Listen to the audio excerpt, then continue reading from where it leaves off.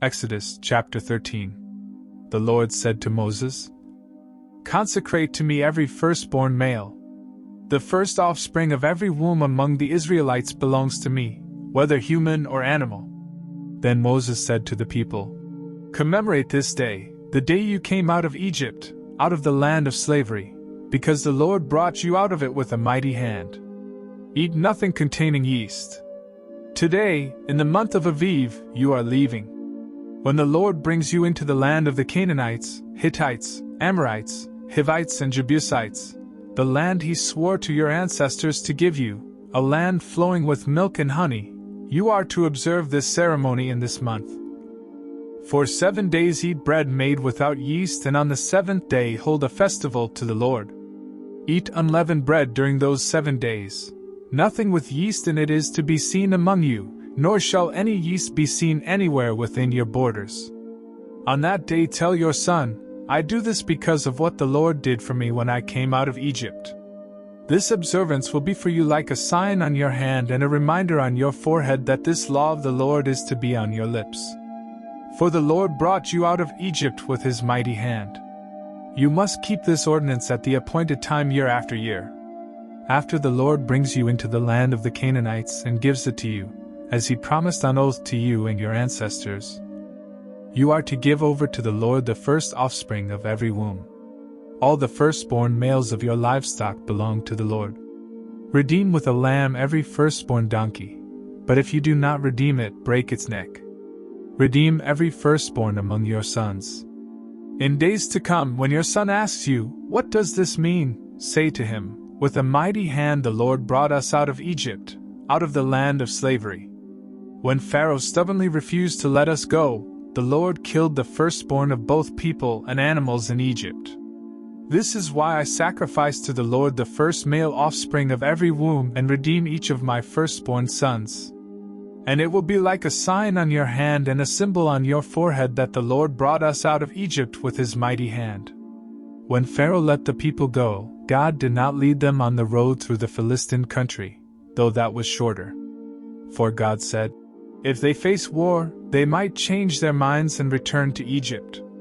So God led the people around by the desert road toward the Red Sea. The Israelites went up out of Egypt ready for battle.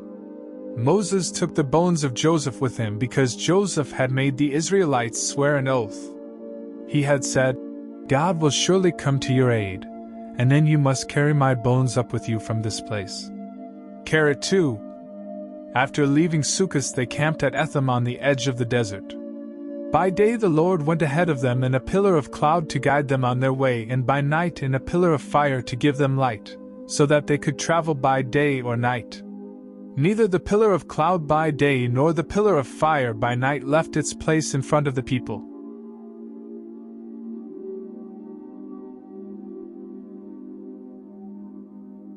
Exodus chapter 14.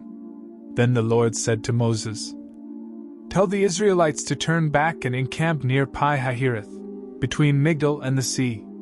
They are to encamp by the sea, directly opposite Baal-Zephon. Pharaoh will think, the Israelites are wandering around the land in confusion, hemmed in by the desert. And I will harden Pharaoh's heart, and he will pursue them.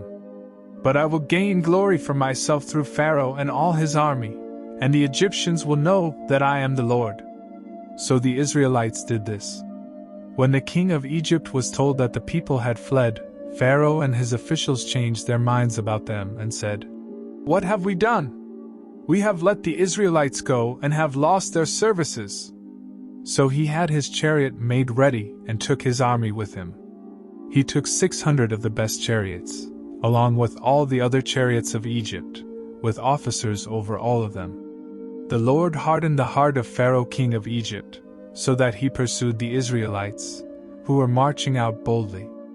The Egyptians, all Pharaoh's horses and chariots, horsemen, and troops, pursued the Israelites and overtook them as they camped by the sea near Pi-Hahiroth, opposite Baal-Zephon. As Pharaoh approached, the Israelites looked up, and there were the Egyptians, marching after them. They were terrified and cried out to the Lord. They said to Moses, "Was it because there were no graves in Egypt that you brought us to the desert to die? "What have you done to us by bringing us out of Egypt? Didn't we say to you in Egypt, 'Leave us alone, let us serve the Egyptians'? It would have been better for us to serve the Egyptians than to die in the desert." Moses answered the people, "Do not be afraid.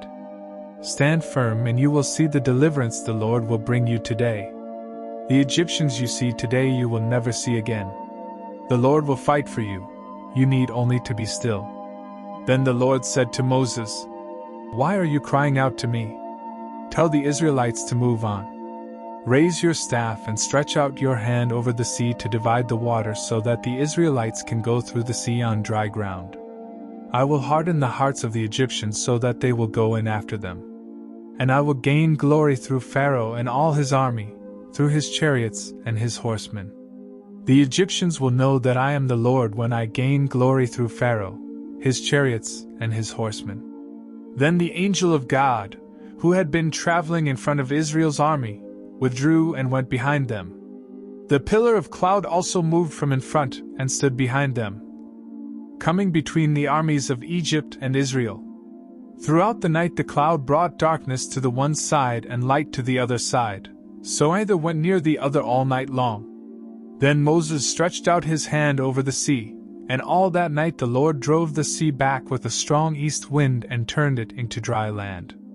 The waters were divided, and the Israelites went through the sea on dry ground, with a wall of water on their right and on their left.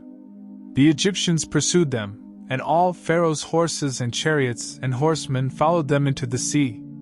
During the last watch of the night the Lord looked down from the pillar of fire and cloud at the Egyptian army and threw it into confusion.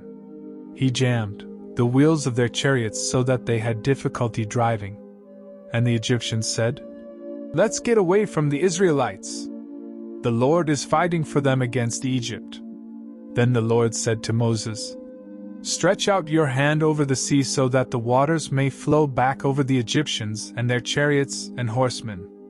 Moses stretched out his hand over the sea, and at daybreak the sea went back to its place. The Egyptians were fleeing toward it, and the Lord swept them into the sea. The water flowed back and covered the chariots and horsemen, the entire army of Pharaoh that had followed the Israelites into the sea. Not one of them survived. But the Israelites went through the sea on dry ground, with a wall of water on their right and on their left. That day the Lord saved Israel from the hands of the Egyptians, and Israel saw the Egyptians lying dead on the shore. And when the Israelites saw the mighty hand of the Lord displayed against the Egyptians, the people feared the Lord and put their trust in him and in Moses his servant.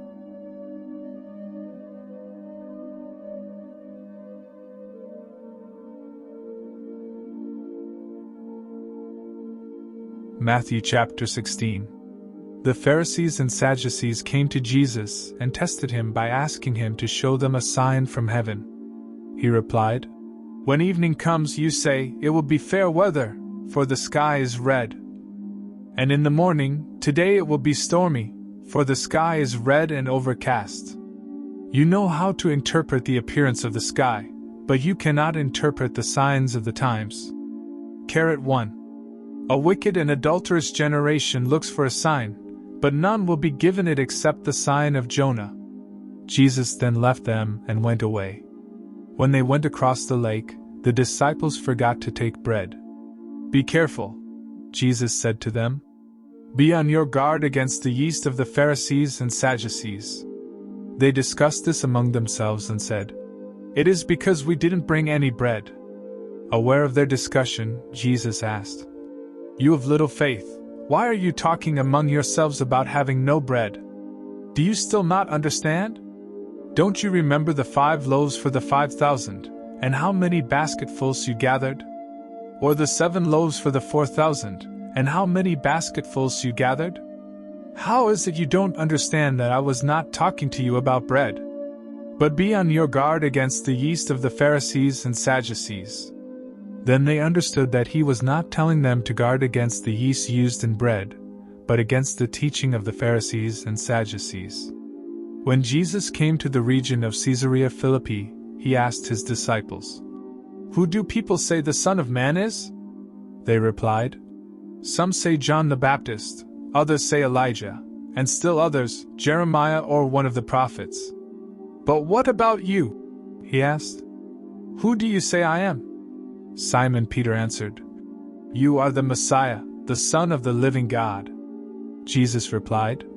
Blessed are you, Simon son of Jonah, for this was not revealed to you by flesh and blood, but by my Father in heaven.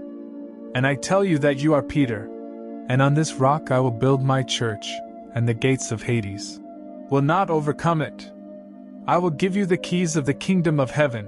Whatever you bind on earth will be bound in heaven, and whatever you loose on earth will be loosed in heaven. Then he ordered his disciples not to tell anyone that he was the Messiah. From that time on, Jesus began to explain to his disciples that he must go to Jerusalem and suffer many things at the hands of the elders, the chief priests, and the teachers of the law, and that he must be killed and on the third day be raised to life. Peter took him aside and began to rebuke him. Never, Lord, he said. This shall never happen to you. Jesus turned and said to Peter, Get behind me, Satan. You are a stumbling block to me. You do not have in mind the concerns of God, but merely human concerns. Then Jesus said to his disciples, Whoever wants to be my disciple must deny themselves and take up their cross and follow me. For whoever wants to save their life will lose it, but whoever loses their life for me will find it.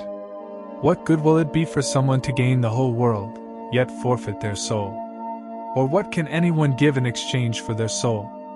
For the Son of Man is going to come in his Father's glory with his angels, and then he will reward each person according to what they have done. Truly I tell you, some who are standing here will not taste death before they see the Son of Man coming in his kingdom.